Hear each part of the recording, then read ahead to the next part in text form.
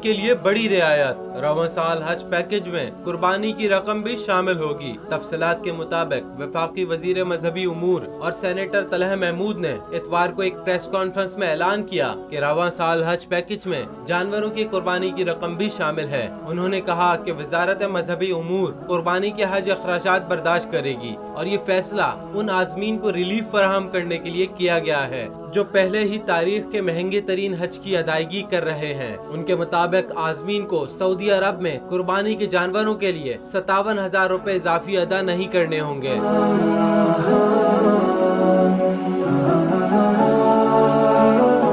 ज़राए के मुताबिक रवां साल सरकारी स्कीम पर हज पर जाने वाले आज़मीन की तादाद नुमाया तौर पर कम है, जिसकी वजह से हुकूमत ने कुरानदाजी के अमल के बगैर तमाम दरख्वास्तों को कबूल कर लिया। वाज़े रहे कि हज के लिए पहली परवाज 20 से 21 मई को सऊदी अरब के लिए रवाना होगी।